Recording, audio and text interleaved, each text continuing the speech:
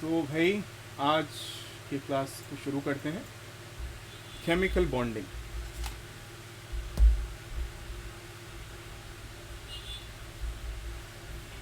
Sir ये जो third chapter था उसमें सिर्फ थ्योरी थी ना और ट्रेंड्स थे।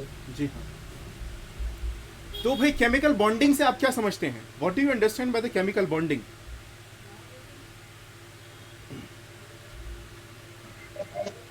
The atoms bonded with each other. Atom क्या? So forming molecules and compounds. Okay, molecules बनना, कंपाउंड बनना, ठीक है। और भाई सब लोगों का होना ज़रूरी है। सर इलेक्ट्रॉन को शेयर करके वो बॉन्ड बना देते हैं। बहुत बढ़िया। इलेक्ट्रॉन को शेयर करके उसकी बॉन्डिंग होती है। अब ज़रूरी नहीं है कि शेयरिंग ही होगी, सेल ट्रांसफर हो सकता ट्रांसफ़र भी हो सकता है ना? तो भाई बॉन्डिंग का असल मकसद क्या है? जब भी एक एटम दूसरे एटम के साथ जुड़ जाता है, अटैच हो जाता है, एक दूसरे पर फोर्स लगाता है ताकि वो एक दूसरे के करीब करीब रहें, उसको असल में कहते हैं bond, chemical bond. It is a force by which two atoms are combined to each other. Either it might be electrostatic और it might be due to the sharing of the electrons. Electrostatic कहाँ पर दिखेगी जी? जहाँ पर आपके charges होंगे। हाँ, हो जाएगा, डोंट वरी, हो जाएगा, हो जाएगा। Okay okay. तो भाई केमिकल बॉन्डिंग के अंदर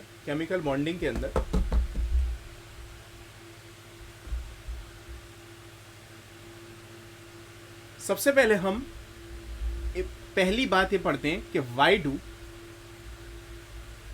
एटम्स कंबाइन। एटम आखिर कंबाइन ही क्यों करते हैं?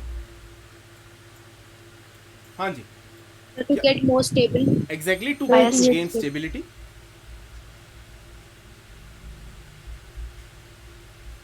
है। सर स्टेबिलिटी के अलावा कोई रीजन है? आमतौर पे तो स्टेबिलिटी ही है, उसके अलावा और क्या हो सकता है आप बताओ? उसके अलावा आप बताइए जी। मैंने तो खैर स्टेबिलिटी ही सुना है, क्योंकि आमतौर पे हम केमिस्ट्री में स्टेबिलिटी की ही बात करते हैं। और स्टेबिलिटी का क्या मतलब हुआ? स्टेबिलिटी का मतलब ये होता है कि जी noble gas configuration, noble gas electronic configuration, इसको अचीव करना। ठीक है जी। जितने भी सारे एलिमेंट्स है वो नोबल गैसेस की तरह बनना चाहते हैं। हाँ, सब लोग नोबल गैसेस की तरह खुश रहना चाहते हैं। कुछ गरीब हैं, कुछ अमीर हैं। होता क्या है, हर आदमी खुश रहना चाहता है जी। थोड़ा पैसा दे कर खुश हो जाए, थोड़ा पैसा लेकर खुश हो जाए। तो यहाँ पर अगर हम केमिस्ट्री में बात करें जी, कुछ हैं एटम्स जो अमीर हैं या गरीब हैं, मतलब उनके पास इलेक्ट्रॉन ज़्यादा हैं या कम है, तो ये बात ही वही है, ले दे के खुशी मना लो। तो जी इलेक्ट्रॉन लेकर या इलेक्ट्रॉन देकर या इलेक्ट्रॉन की शेयरिंग करके वो अपना नोबल गैस कन्फिग्रेशन बना ले। इसलिए कोई भी एटम दूसरे एटम से कंबाइन करता है या इलेक्ट्रॉन लेता या देता है। ओके, ठीक है। हम यहाँ पर एक रूल पढ़ते हैं, उसको हम बोलते हैं ऑक्टेट रूल।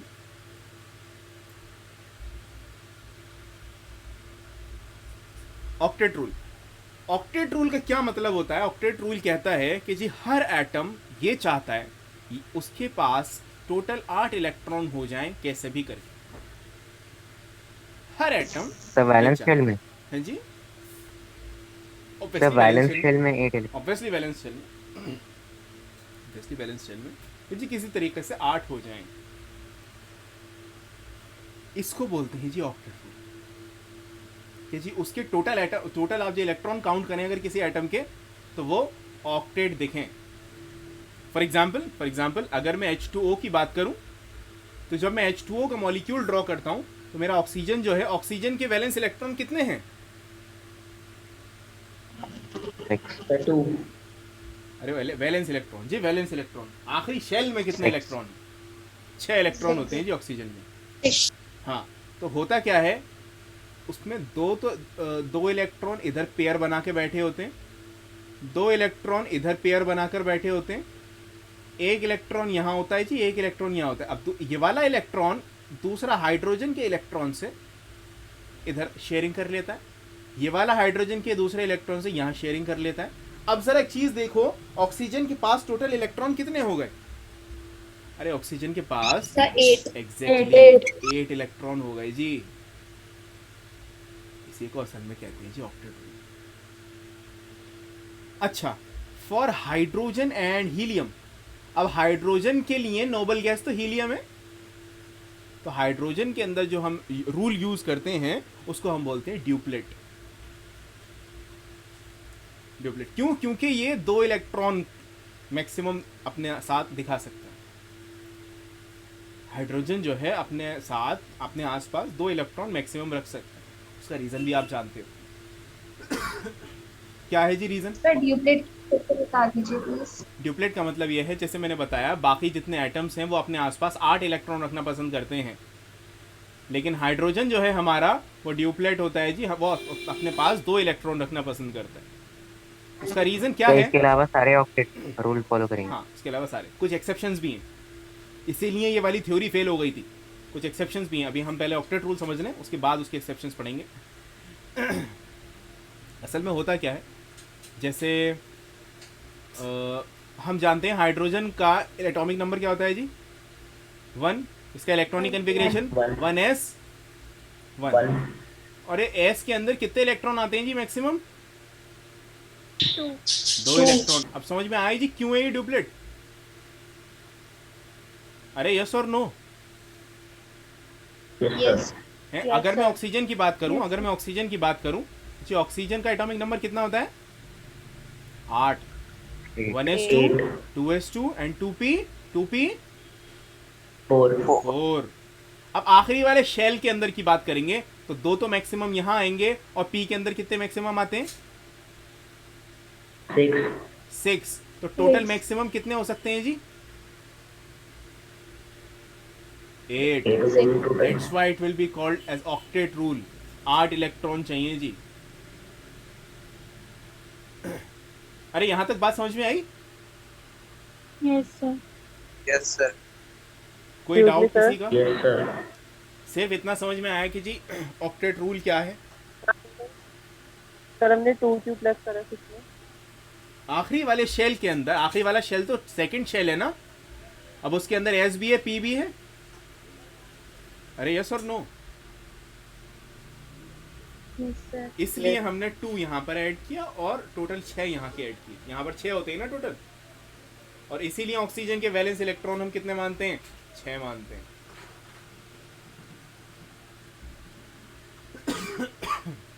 ठीक है, अभी जैसा चल रहा है वैसा थोड़ा थोड़ा करके एक्सेप्ट करो, बाद में जाकर जब इसको अप्लाई करेंगे, जब ये जाकर ज़्यादा बेहतर समझ में आएगा। ओके, आगे आते हैं।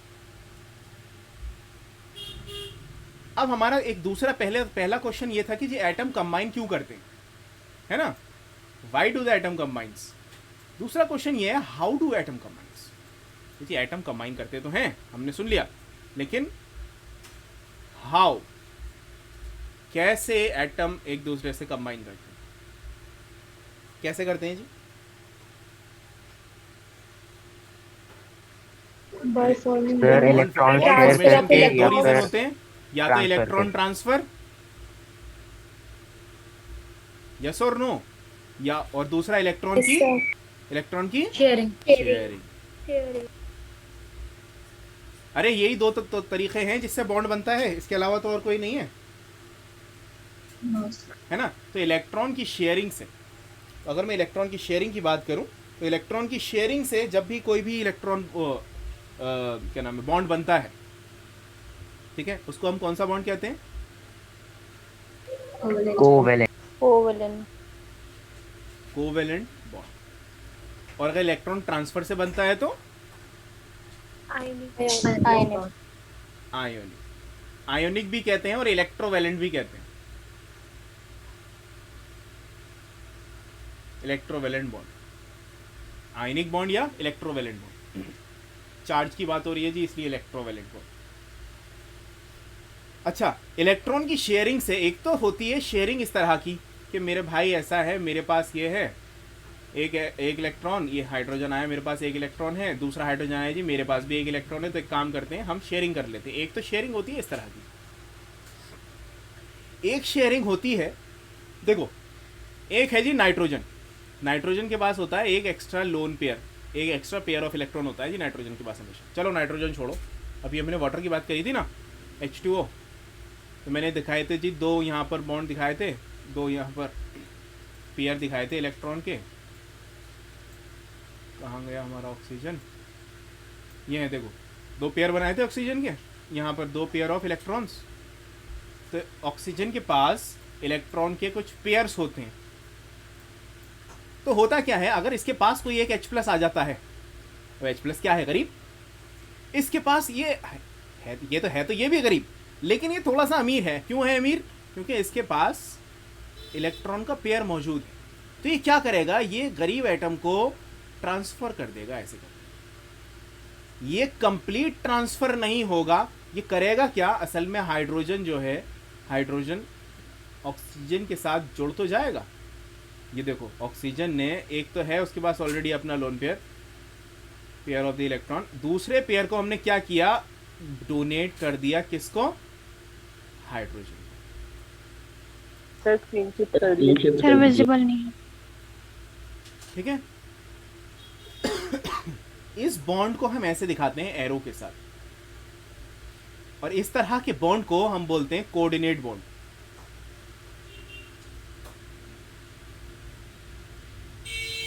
अच्छा, मतलब जिसमें एक लोन पेयर हो। अगर कोई सर, मतलब समझ भी नहीं आया। लोन पेयर है इसके पास, तो इसने क्या किया, अपने ही एक भाई को, यानी कि नॉन मेटल को ही ट्रांसफर कर दिया इलेक्ट्रॉन। असल में ये भी एक तरह की शेयरिंग ऑफ इलेक्ट्रॉन है, लेकिन यहां पर फर्क ये है कि यहां पर दोनों इलेक्ट्रॉन एक ही एटम के होते हैं। ओके, ये सर भी ये चीज समझ नहीं आई। अरे भाई, सर आपने 3 हाइड्रोजन क्यों लिखे ऑक्सीजन की साइड में? अरे भाई हाँ, दो लिखे हैं ना ऑलरेडी। देखो एक एग्जाम्पल के तौर पे समझ लो, मैं जानता हूं आज आप लंच नहीं लाए, तो मैं क्या करूंगा जी, मेरे पास थोड़ा ज़्यादा लंच है, आ जाओ जी, आप भी मेरे साथ आ जाओ, शेयर कर लेते हैं। तो उस टाइम पर क्या होगा, उस टाइम पर आपका तो कोई कंट्रीब्यूशन नहीं होगा, लंच भी मेरा है, लेकिन शेयर हम दोनों करेंगे। ठीक है। तो यहाँ पर एक बेचारा बिल्कुल ही इलेक्ट्रॉन का भूखा है, इलेक्ट्रॉन का गरीब है, लेकिन दूसरा वाला जो है जिसके पास ज़्यादा इलेक्ट्रॉन है, यहाँ पर अच्छा अगर ये मेटल होता, अगर ये मेटल होता तो इलेक्ट्रॉन का कंप्लीट ट्रांसफर कर देता। अगर ये मेटल होता तो इलेक्ट्रॉन का क्या कर देता जी, कंप्लीट ट्रांसफर कर देता, जिस वजह से आयनिक बॉन्ड बन जाता। लेकिन ये तो ऑलरेडी नॉन मेटल है। अरे भूख तो उसको भी लगी है, तो वो करेगा क्या, वो अपने इलेक्ट्रॉन्स को ट्रांसफर तो कर देगा, लेकिन शेयरिंग के तौर पे। ठीक है। इस बॉन्ड को हम एरो बनाकर दिखाते हैं कि जी यहां से लेकर यहां तक इलेक्ट्रॉन ट्रांसफर हुए हैं। ठीक है। इसके बारे में अभी इतना ही काफी है कि आपको मालूम होना चाहिए कि जी एक क्या नाम है, कोऑर्डिनेट बॉन्ड की नाम की कोई एक चीज होती है अभी के लिए। ठीक है। इतना समझ में आया कि जी कोऑर्डिनेट बॉन्ड की नाम चीज ऐसी होती है और दोनों में से कोई एक शेयर कर देता है जी इलेक्ट्रॉन्स को। इतनी Yes, चीज sir. क्लियर है। Yes sir. Sir electrovalent bond कौन से होते हैं? इलेक्ट्रोवैलेंट जो होते हैं जी, इलेक्ट्रोवैलेंट बॉन्ड सारे के सारे आयनिक बॉन्ड को इलेक्ट्रोवैलेंट बॉन्ड कहते हैं। All types of the ionic bond will be called as electrovalent bond. Covalent bond की अगर बात की जाए जी, ये इलेक्ट्रॉन शेयरिंग की बात होती है, लेकिन दोनों इलेक्ट्रॉन अलग अलग एटम लेकर आता है अपने अपने पास से। कोऑर्डिनेट बॉन्ड में इलेक्ट्रॉन की शेयरिंग तो होती है, लेकिन दोनों इलेक्ट्रॉन एक ही एटम के होते हैं। अब बात समझ में आई? अरे yes or no? Yes sir. ठीक है। ओके। अब असल में होता क्या है, हम किसी भी मॉलिक्यूल को अभी ये वो वक्त चल रहा है जिस वक्त में हम मॉलिक्यूल की ज्योमेट्री को नहीं मालूम कर सकते। तो हम क्या करते थे, हमारे एक जनाब थे लुइस साहब, लुइस, आपने 10th क्लास में सुना होगा जी, लुइस स्ट्रक्चर ऑर्गेनिक कंपाउंड्स का कुछ का अगर पढ़ा हो तो लुइस, हम स्ट्रक्चर बनाते हैं मॉलिक्यूल्स का ताकि हमें मालूम चल सके कि उसके पास कितने इलेक्ट्रॉन हैं और कितने उसने ट्रांसफर कर दिए और हर एटम के पास कितने कितने इलेक्ट्रॉन है, like that. Okay, Yes, sir. तो जी क्या होता है, लुईस स्ट्रक्चर जो होता है या लुईस फॉर्मूला जो होता है, क्या काम होता है जी उसका? वो शो करता है कितने वैलेंस इलेक्ट्रॉन है किसी भी एटम के पास, कितने वैलेंस इलेक्ट्रॉन है किसी भी एटम के पास।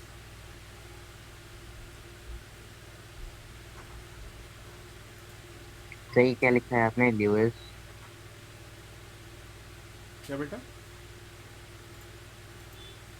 लुईस सर आपने स्ट्रक्चर, ल्यूइस के बाद क्या लिखा है?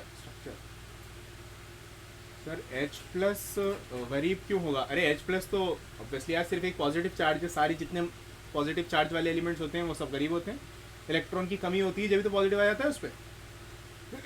Complex bond due to the polarization. Sir तो प्रोटॉन तो है बेटा? सर, प्रोटॉन तो है। प्रोटॉन है कहाँ?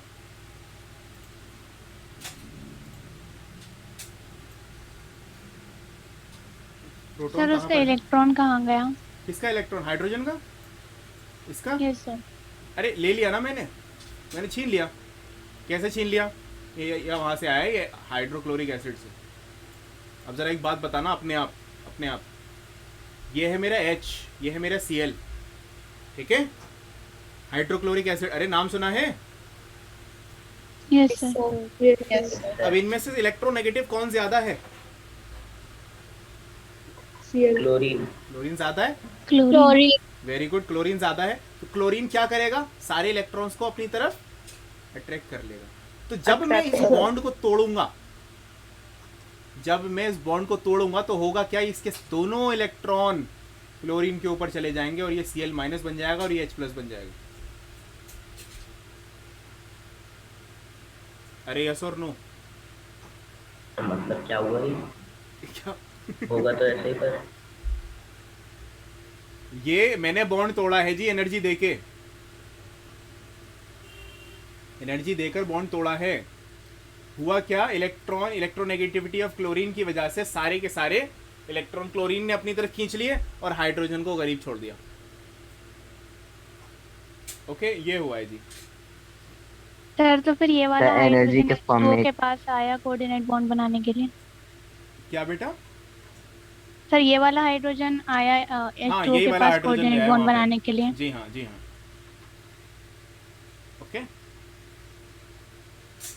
सर जी हाँ। जो इलेक्ट्रॉन्स एनर्जी एब्जॉर्ब करते हैं और एमिट करते हैं वो किस फॉर्म में करते हैं? क्या बेटा? इलेक्ट्रॉन एनर्जी एब्जॉर्ब किसी भी फॉर्म में कर सकता है। इट माइट बी रेडिएशन, आमतौर पे रेडिएशन की फॉर्म में करता है एनर्जी इलेक्ट्रॉन जो है एब्जॉर्ब या रिलीज। नॉर्मली हीट की फॉर्म में भी कर देता है। तो वो तो डिपेंड करता है कि हम किस तरीके की चीज़ें कर रहे हैं। ठीक है? तो जो एनर्जी इलेक्ट्रॉन जैसे शेल में ऊपर जाने के लिए लेता है किसी दूसरे शेल में ट्रांसफर होने के लिए, वो कहाँ से लेता है वो? दोबारा बोलिए, आपकी आवाज़ थोड़ी सी वो। सर जैसे कोई इलेक्ट्रॉन दूसरे शेल में जाता है किसी भी शेल से, तो उससे जो एनर्जी मिलती है वो कहाँ से मिलती है? In the form of radiation, radiation की फॉर्म में। अब इलेक्ट्रॉन तक एनर्जी तो हम रेडिएशन से पहुंचा सकते हैं ना, हीट से तो पहुंचाना इतना आसान नहीं है, बहुत ज़्यादा अमाउंट की हीट चाहिए होगी हमें।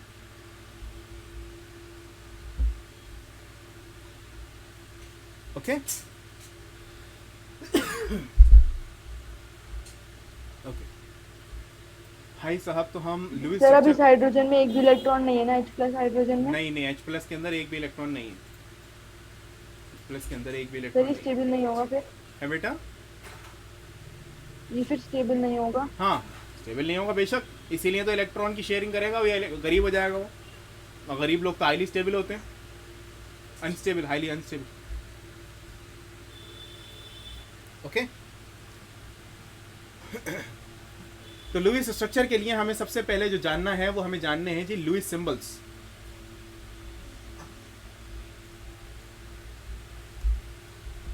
लुईस सिंबल्स, तो लुईस सिंबल आप लोगों ने पढ़े होंगे ठीक है, कैसे पढ़े होंगे मैं दिखाता हूँ। याद होगा जी, हाइड्रोजन की अगर हम बात करते हैं तो हाइड्रोजन के आगे एक डॉट बना देते थे, ये दिखाने के लिए कि हाइड्रोजन के पास एक इलेक्ट्रॉन है जी उसके वैलेंस शेल में। अरे yes or no? Yes, sir. अरे ये तो याद होगा। अरे नहीं यार, Yes. हाँ थोड़ा सा याद हो करना चाहिए। अगर मैं लिथियम की बात करूं तो लिथियम के अंदर कितने डॉट दिखाऊं? सर 3। सिर्फ और सिर्फ वैलेंस इलेक्ट्रॉन की बात करनी है साहब। 1 हाँ जी, 1 इलेक्ट्रॉन। अगर मैं बेरिलियम की बात करूं तो 2। 2 इलेक्ट्रॉन। बोरॉन की करूं तो 3। 3। कार्बन की 4। 4। नाइट्रोजन की 5। ऑक्सीजन की 6। फ्लोरीन की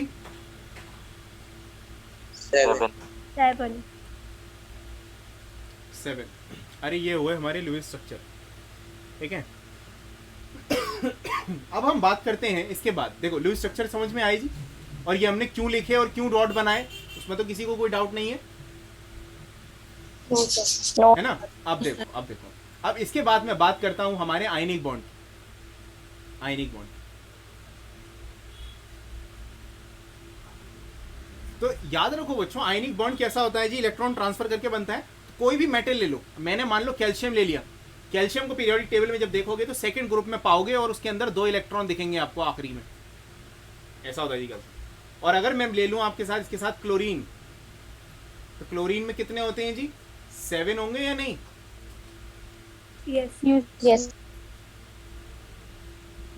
तो ये होगा जी 7।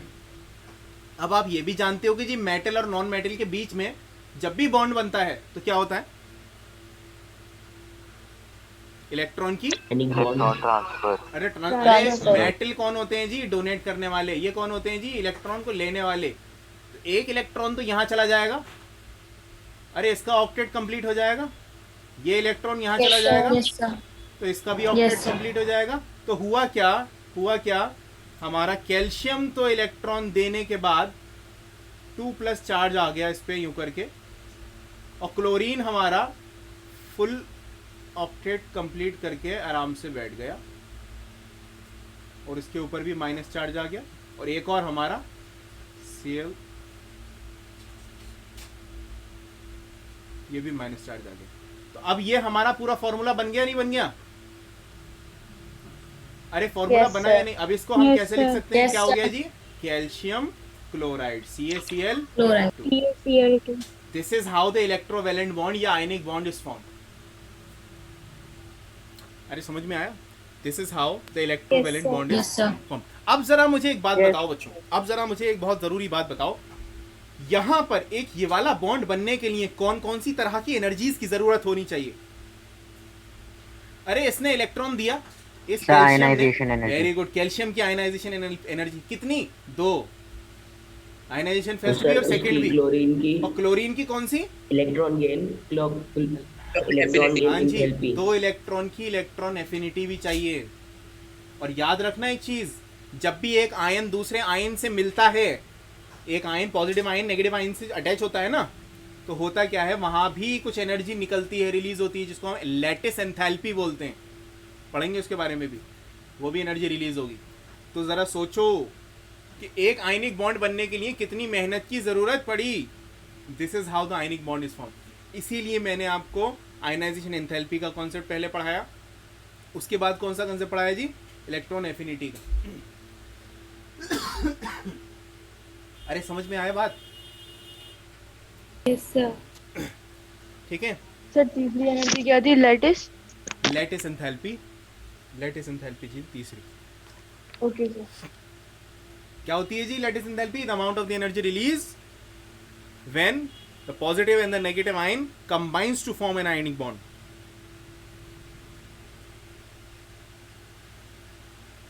Combines to form an ionic bond.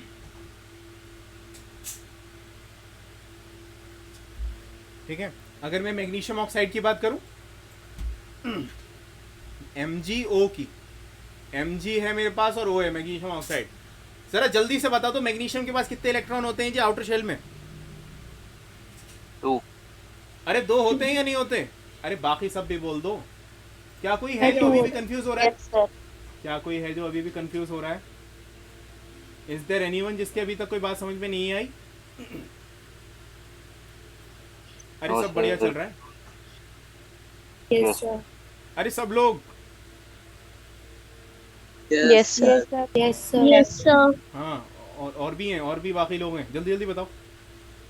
Yes sir. ठीक, Yes, sir. Yes, sir. Okay, great great, चलो बढ़िया। तो जी मैग्नीशियम के पास कितने इलेक्ट्रॉन होंगे? अरे 2 इलेक्ट्रॉन होंगे या नहीं? ऑक्सीजन के पास कितने इलेक्ट्रॉन होंगे? बता चुका हूँ जी, कितने होंगे? अरे कितने होंगे? 6. 6 होंगे जी। 1 2 3 4 5 6। अब जरा मुझे एक बात बताओ खुद सोचकर अच्छे से, ये मैग्नीशियम कितने इलेक्ट्रॉन निकालेगा? 2। दोनों। बहुत बढ़िया, 2. 2 निकालेगा। ये ऑक्सीजन कितने इलेक्ट्रॉन लेगा? 2. 2. दो। इसका मतलब कुछ नहीं करना जी, ये इधर दे दो और ये इधर दे दो। अब इस चीज को चाहे तो लिख लो कि जी electrovalency is the amount of the electron should be gained or loosed by an atom to gain the stability।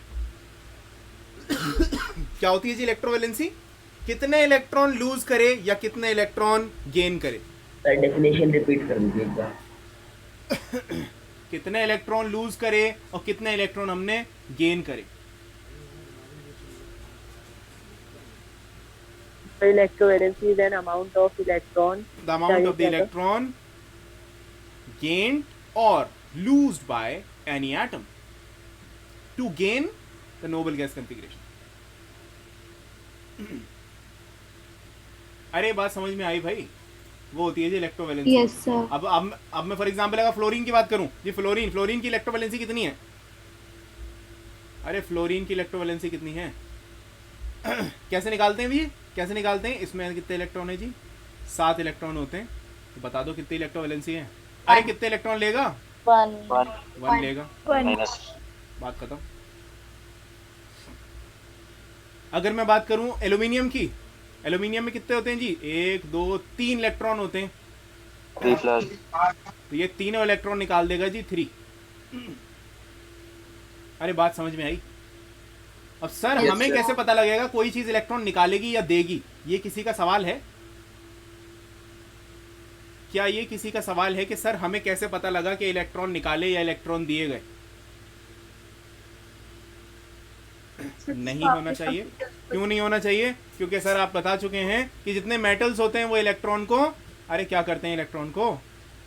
Lose. निकालते हैं। लूज Lose करते हैं करते जी, अपने अंदर से निकाल देते हैं। निकाल और देते जितने नॉन मेटल्स हैं, अगर मेटल के साथ अटैच हो रहा है वो तो क्या करते हैं जी? इलेक्ट्रॉन को Gain. Gain. गेन करते हैं। अरे समझ में आई बात? कोई परेशानी तो नहीं है Yes, किसी sir. को? Yes, sir. चलो बहुत बढ़िया, Yes. आगे आते हैं। अगर मैं बात करूं सोडियम की और सल्फर की, जरा मुझे बताओ फाइनल फॉर्मूला क्या बनेगा? Na2S।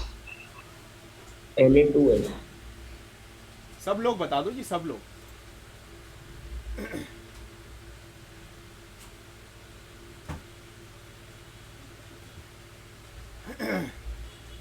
अरे भाई सोडियम हमारा कितने इलेक्ट्रॉन होते हैं जी सोडियम में? अरे एक ही इलेक्ट्रॉन होता है। सल्फर में कितने होते हैं जी? 6 होते हैं। अच्छा। इसको कितने इलेक्ट्रॉन चाहिए? अरे 2 इलेक्ट्रॉन चाहिए। 2। इसको कितने इलेक्ट्रॉन देगा ये? 1 इलेक्ट्रॉन देगा जी। तो इसका मतलब हमें 2 सोडियम चाहिए।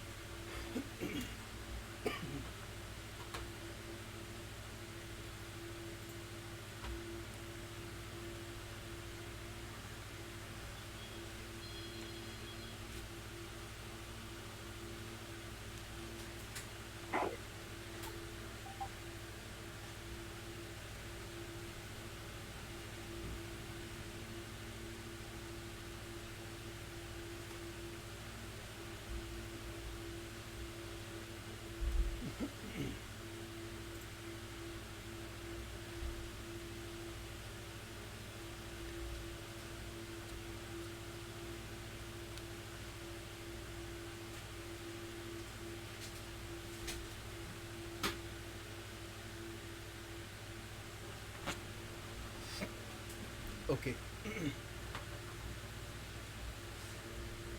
आ गए सब लोग।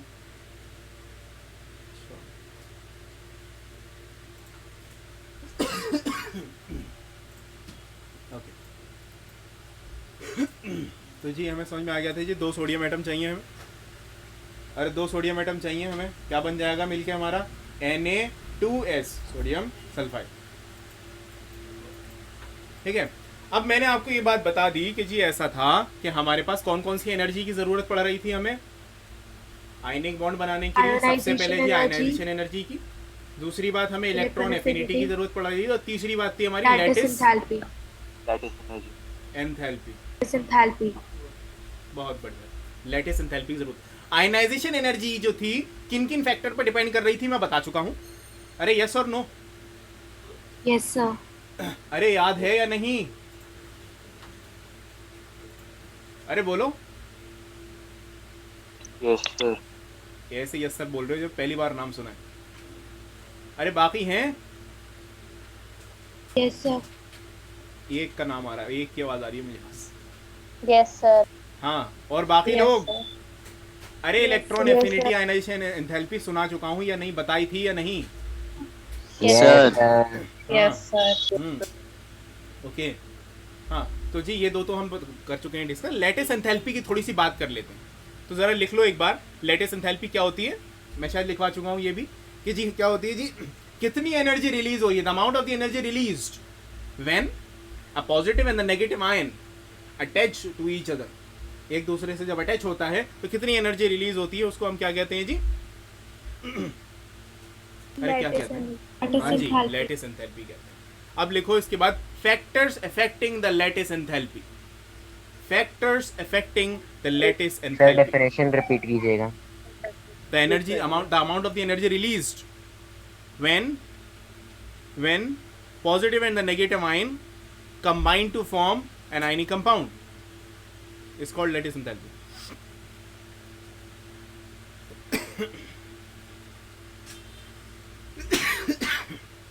ओके, चलो पहला फैक्टर होता है इसका charges on ion. Charges on ions. क्या मतलब जी? सिंपल सी बात ये है, एक फॉर एग्जांपल मेरे पास है NaCl, Na प्लस और Cl माइनस, और दूसरी जगह मेरे पास है Mg2 और Cl माइनस। अरे इनमें से क्लोरीन तो कॉमन है, उसको नहीं देखेंगे। डिफरेंस कहाँ है जी? सोडियम में और मैग्नीशियम में। जरा बताओ किसके ऊपर ज्यादा चार्ज है? मैग्नीशियम। अरे तो मैग्नीशियम पे अगर ज्यादा चार्ज है तो याद रखो हमेशा कि जितना ज्यादा चार्ज होगा उतनी ज्यादा लैटिस एंथैल्पी निकलेगी। Greater the charge on the ion, larger amount of the energy released.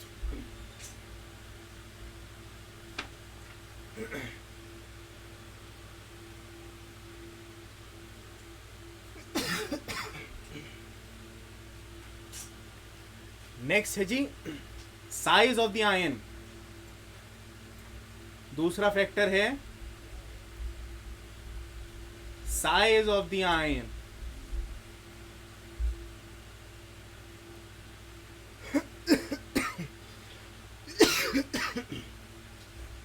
तो यहां पर एक बात याद रखना, जितना छोटा आयन होता है उतनी ज्यादा एनर्जी को निकालता है वो।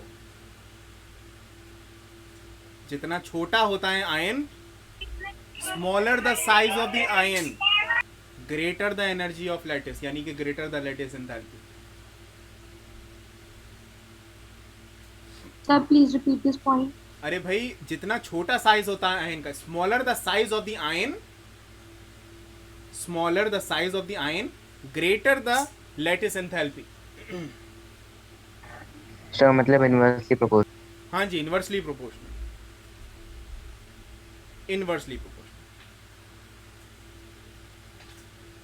अब इनका रीजन क्या है लिख देते हैं जी। फॉर एग्जांपल यहां पर मैं बात करूं सोडियम क्लोराइड की, और यहां बात करूंगा जी सोडियम ब्रोमाइड की। तो सोडियम जी जो है, सोडियम तो कॉमन है, बात नहीं करेंगे जी सोडियम की। क्लोरीन और ब्रोमीन में कौन सा छोटा है कौन सा बड़ा है? सर ब्रोमीन बड़ा है क्योंकि ब्रोमीन थोड़ा अरे भाई नीचे होता है, ब्रोमीन बड़ा क्लोरीन। है और क्लोरीन छोटा है। ये छोटा साइज का मतलब ज्यादा लैटिस एंथैल्पी और इसके अंदर इसकी ज्यादा लैटिस एंथैल्पी। अब इनका रीजन सुन लो जी, रीजन। सर हाँ जी बोलिए। जैसा अगर किसी आयन के ऊपर ज्यादा बड़ा नेगेटिव चार्ज होगा, वो भी उसकी भी लेटेस्ट एंथैल्पी हाई हाँ होगी। बिल्कुल भाई, मैंने सिर्फ चार्ज की बात करी है, पॉजिटिव नेगेटिव की बात नहीं करी। तो यहाँ पर अगर मैं बात करूँ NaCl और NaO, तो 2 माइनस प्लस प्लस माइनस, तो ऑब्वियसली इसकी ज्यादा होगी, इसकी कम होगी। अब जरा देखो लैटिस एंथैल्पी का असल में सीन आया कहां से। आप जानते हो कि मैंने जब आयनिक बॉन्ड की बात करी थी, तो आयनिक बॉन्ड किस तरह का बॉन्ड होता है जी? अरे उसके अंदर जो अट्रैक्शन होती है वो इलेक्ट्रोस्टैटिक अट्रैक्शन होती है या no? Yes or no? Yes, sir. अरे यस और नो, बाकी सब करिए ना Yes, sir. हाँ। Yes. ये इलेक्ट्रोस्टैटिक सर क्वेश्चन रिपीट करिए ना। मेरा क्वेश्चन ये है, जब भी हम आयनिक बॉन्ड की बात करते हैं तो उसके अंदर इलेक्ट्रोस्टैटिक अट्रैक्शन होती है जी, पॉजिटिव नेगेटिव आयन में। Yes sir. अरे पॉजिटिव और नेगेटिव आयन में ऑब्वियसली यार, ये तो सिंपल सी बात है, अट्रैक्शन तो होनी चाहिए। तो पॉजिटिव नेगेटिव Yes, आयन के sir. अंदर जो अट्रैक्शन होती है वो हमारी इलेक्ट्रोस्टैटिक अट्रैक्शन होती है। और आपने सुना है Coulomb's law? Yes, sir. Yes sir. Physics के अंदर शायद पढ़ा हो, लेकिन आमतौर पे 12th के अंदर है वैसे तो, लेकिन मैं पहले ही बता देता हूँ। कूलम्स लॉ जो होता है वो फोर्स को डिफाइन करता है, एक ऐसी फोर्स जो कि दो चार्जेस के बीच में है और ये डायरेक्टली प्रोपोर्शनल होती है जी Q1 मल्टीप्लाई बाय Q2 और डिवाइडेड बाय R स्क्वायर। इसके डिस्टेंस के जो होता है इन्वर्सली प्रोपोर्शनल होता है, लेकिन चार्जेस जो हैं उनके डायरेक्टली प्रोपोर्शनल होती है उनकी फोर्स, किस फोर्स से वो एक दूसरे को अटैच कर रहे हैं। ये है हमारा कूलम्स लॉ। तो अब जरा देखो, जितना ज्यादा चार्ज, अरे भाई जितना ज्यादा चार्ज उतनी ज्यादा फोर्स, और जितनी ज्यादा फोर्स से वो एक दूसरे को पकड़ेंगे उतनी ज्यादा एनर्जी रिलीज करेंगे। अरे यस और नो? अरे बात समझ में आई? Yes sir. पहले वाले का, चार्जेस वाले का मतलब समझ में आया, उसका रीजन समझ में आया Yes, यस sir. सर। है ना? कि जी मतलब ये है, कूलम्स लॉ बता रहा है कि जितना ज्यादा चार्ज होगा उतनी ज्यादा फोर्स होगी, और जितनी ज्यादा फोर्स होती है किसी भी बॉन्ड के बीच में उतनी ज्यादा एनर्जी रिलीज करता है। ओके सर ये कूलम्स लॉ नहीं समझ आया। बेटा, कूलम्स लॉ जो है, दो चार्जेस हैं मेरे पास, एक पॉजिटिव और एक नेगेटिव चार्ज हैं, उनके बीच की अट्रैक्शन में कितना फोर्स लगा हुआ है उसको डिफाइन करता है। Q1 जो है वो ये है, Q2 जो है ये इसके ऊपर कितना चार्ज है, और R जो है इसके बीच का डिस्टेंस है। तो ये डिफाइन, ये फॉर्मूला जो है F is equal to K Q1 Q2 by R square. ये पढ़ोगे आप जब 12th में जाओगे ना, जब पढ़ोगे, इसके बिना कोई क्वेश्चन नहीं सॉल्व होना पूरी फिजिक्स में। पूरी फिजिक्स के अंदर इसके बिना कोई क्वेश्चन सॉल्व नहीं होना, सर किसके बिना? इस कूलम्स लॉ के बिना जी, कूलम्स लॉ के बिना। Okay sir.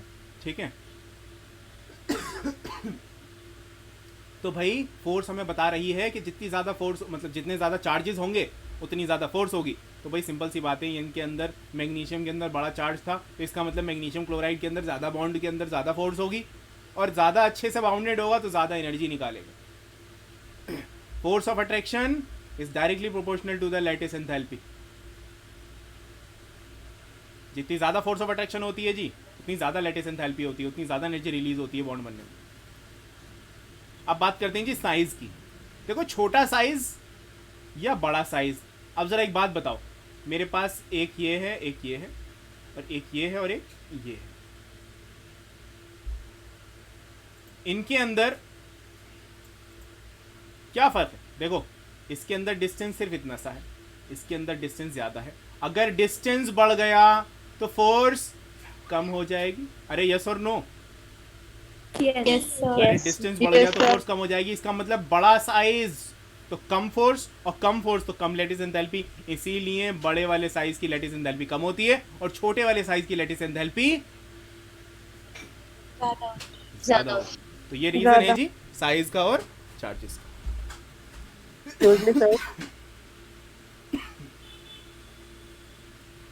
सर जी हाँ। और हमें साइज कैसे पता चलेगा किसका छोटा है किसका बड़ा है? साइज कैसे बदल, अरे भाई ये तो सिंपल सी बात है, ये तो हमने उसमें पढ़ा था, क्लास 10th में पढ़ा था जी। हम जानते हैं on moving from left to right in a periodic table atomic size decreases, on moving from top to bottom in a periodic table atomic size increases. तो बस क्लोरीन ऊपर था, ब्रोमीन नीचे था, ब्रोमीन बड़ा था, सिंपल सी बात। ठीक है, आगे आते हैं। अरे यहां तक बात समझ में आई? Yes, sir. कोई Yes, sir. यहाँ पर किसी को कोई डाउट है? No sir. No, sir. ठीक।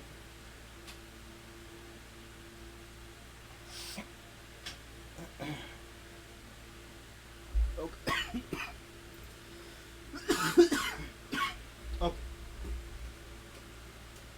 तो भाई आ गया, हमने बात कर ली आयनिक बॉन्ड्स की। अब हम बात करते हैं कोवेलेंट बॉन्ड्स की। तो भाई कोवेलेंट बॉन्ड्स को हम कभी भी लुईस स्ट्रक्चर के अंदर जब भी दिखाते हैं तो वैसे ही करके दिखाते हैं जैसे उनकी इलेक्ट्रॉन की शेयरिंग हम कर रहे थे। फॉर एग्जाम्पल अगर मैं बात करूं हाइड्रोजन की, हाइड्रोजन के अंदर कितना होता है जी? एक इलेक्ट्रॉन होता है। अरे yes or no? Yes, sir. है ना। और जो हमारा Yes, sir. क्या नाम है, क्लोरीन होता है, क्लोरीन के अंदर कितने होते हैं जी? 7 होते हैं।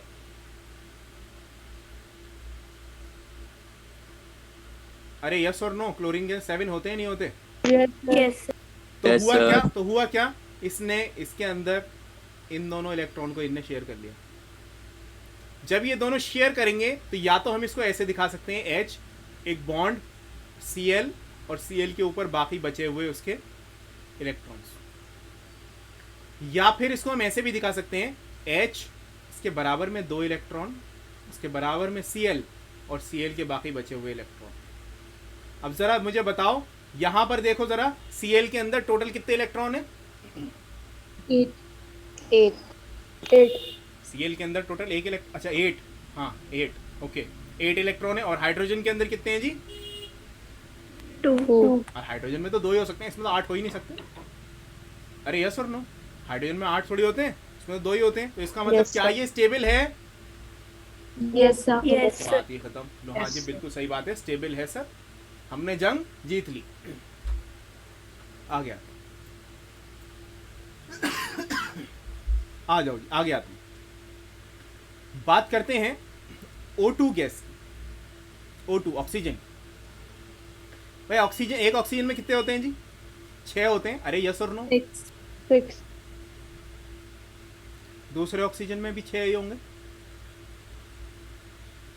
अब यहां क्या करें यार, यहां तो परेशानी वाली बात हो गई। तो एक काम करो ना, कोई बात नहीं, ये अपना ये वाला इलेक्ट्रॉन इसके साथ शेयर कर लेगा, और ये वाला इलेक्ट्रॉन इसके साथ शेयर कर लेगा।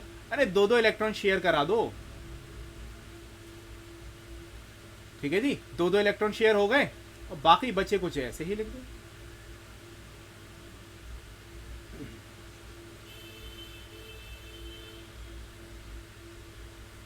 अरे अब इस ऑक्सीजन के पास कितने हैं? 8. और इसके पास कितने हैं? रुको एक मिनट, 8. ज्यादा हो गया यार। अरे मैंने 2 एक्स्ट्रा बना दिए।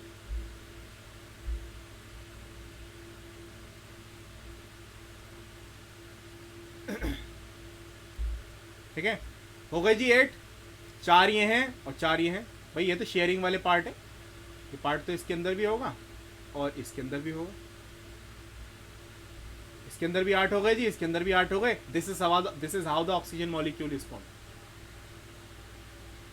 इसको हम और कैसे दिखा सकते हैं जी? इसको हम डबल बॉन्ड के हिसाब से दिखा सकते हैं। एक ऑक्सीजन जिसके पास 2 पेयर हैं इलेक्ट्रॉन के, डबल बॉन्ड के साथ दूसरे ऑक्सीजन के साथ जुड़ा हुआ है जिसके साथ पेयर ऑफ इलेक्ट्रॉन्स। अरे बात समझ में आई? Yes, sir. Pair of electron समझ में आए? यानी कि वो इलेक्ट्रॉन जो किसी बॉन्डिंग के अंदर पार्टिसिपेट नहीं कर रहे लेकिन फिर भी वैलेंस इलेक्ट्रॉन है। पेयर ऑफ इलेक्ट्रॉन या लोन पेयर लिख लो, ये भी लिख लो, शायद काम आ जाए। The pair of the electron और the lone pair is defined as those electrons which are not participating in the bond formation but are in the valence shell, या फिर ऐसे भी लिख सकते हैं Repeat कर दोज दीजिए। Valence electron which are not participating in the bonding.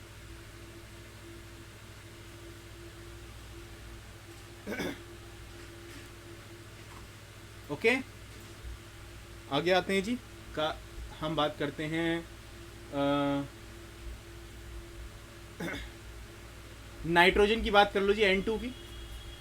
बताओ जी नाइट्रोजन में कितने होते हैं इलेक्ट्रॉन? 5 होते हैं। इसके अंदर भी कितने होते हैं? अरे बता दो, 5 क्या समझ में नहीं आ रहा जी? अरे क्या कोई है जिसको समझ में नहीं आ रहा? अभी तो शुरू ही नहीं हुआ कुछ भी, अभी तो 10th क्लास की बातें चल रही हैं। यस सर 10th का है सर। अभी तो 10th की बातें चल रही हैं जी, अभी तो बॉन्डिंग हमने ढंग से स्टार्ट भी नहीं किया है। ठीक है, हाँ जी, तो इसके 5 हैं, इसमें 5, इसको कितने इलेक्ट्रॉन चाहिए? 3 इलेक्ट्रॉन चाहिए जी 8 बनाने के लिए। इसको कितने चाहिए? 3 इलेक्ट्रॉन इसको भी चाहिए। तो क्या करेगा जी, ये 3 इलेक्ट्रॉन शेयर कर लेगा।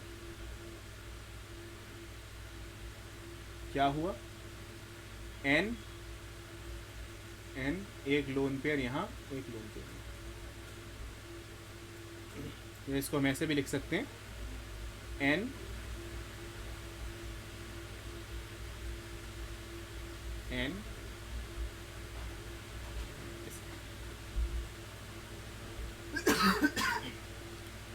ठीक है जी। अरे कोई डाउट किसी को? नो सर, नो सर, पक्का? Yes sir. ठीक है, बात करते हैं H2O की। H2O की बात करते हैं। ये H2O के अंदर याद रखना बच्चों, क्या मतलब है इसका? 2 हाइड्रोजन किसके साथ जुड़े हुए हैं?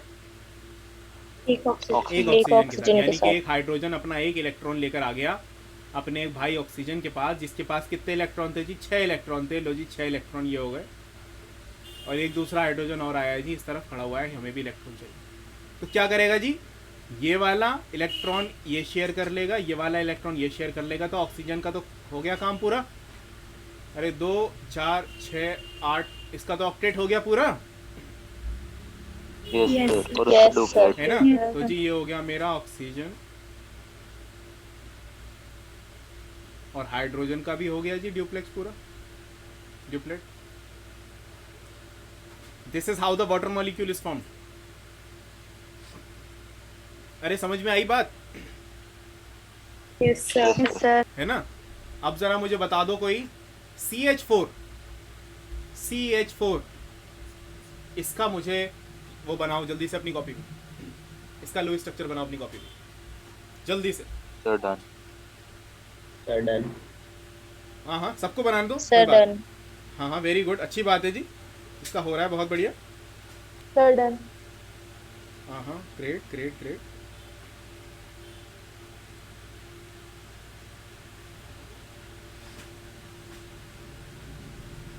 Sir done. Okay, sir done, sir done.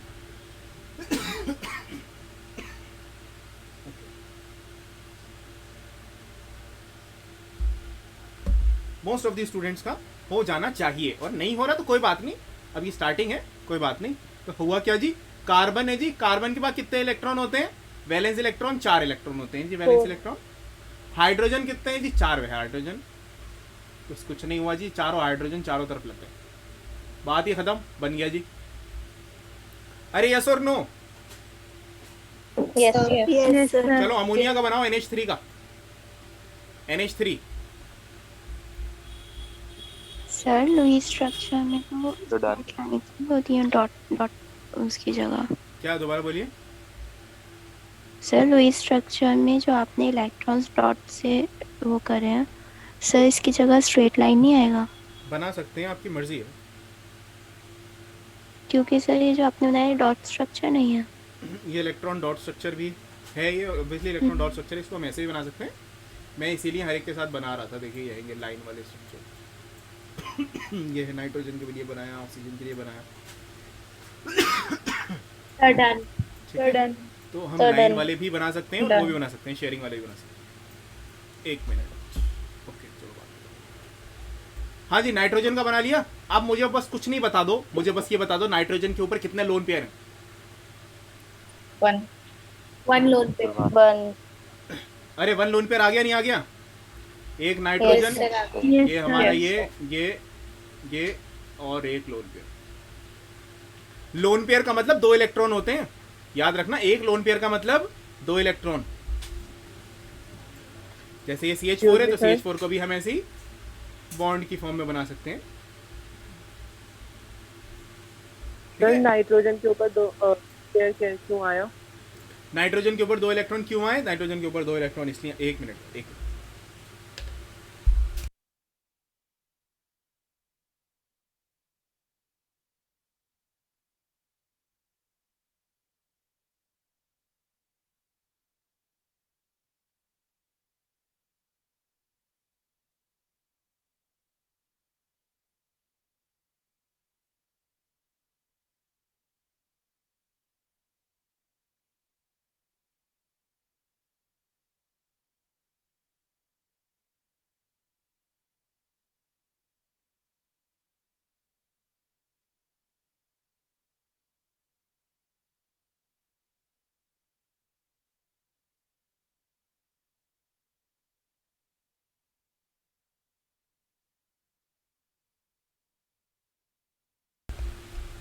या हेलो, हाँ जी, आवाज़ आ रही है?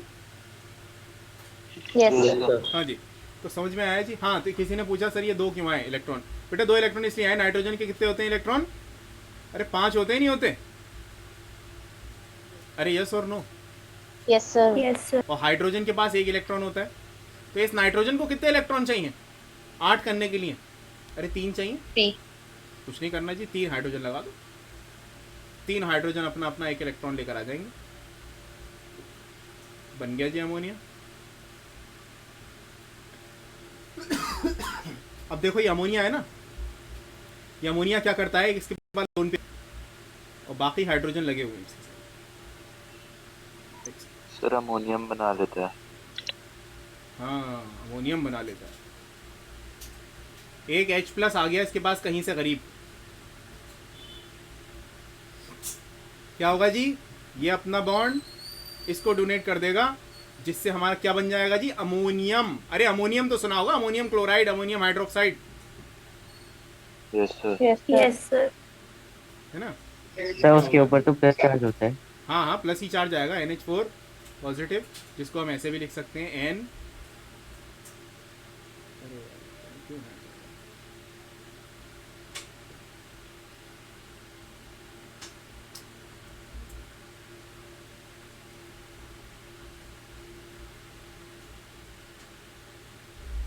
ठीक है।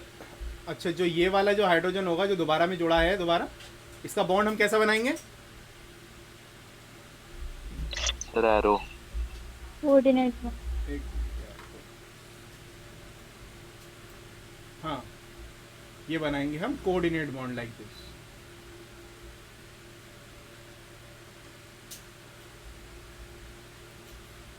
इसको हम कहेंगे, अच्छा इस सर? इलेक्ट्रॉन पहले इसके पास कम थे, लेकिन अब इसने दे दिए तो पॉजिटिव चार्ज हमारा नाइट्रोजन पे आ जाएगा।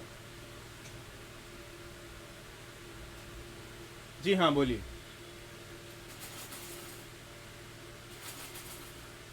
बोलिए जी।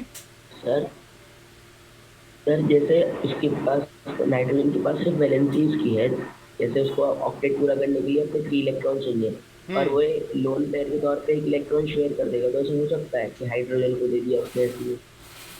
मुझे आपकी बात समझ में नहीं आई, दोबारा बोलिए आप। मतलब जैसे उस नाइट्रोजन ने अपना ऑक्टेट पूरा कर लिया 3 हाइड्रोजन से बॉन्ड बना के, पर अब उसके पास तो वैसे वैलेंसी बची नहीं, तो उस हाइड्रोजन के साथ क्या शेयर करेगा? बिल्कुल सही बात है। असल में अमोनियम का बनना ऑक्टेट रूल का फेलियर माना जाता है। ओके, अमोनियम का बनना ऑक्टेट रूल का फेलियर माना जाता है। यार पता नहीं क्यों कुछ प्रॉब्लम आ रही है। ठीक है, फिर हम नेक्स्ट क्लास में हम कंटिन्यू करते हैं। Okay, okay sir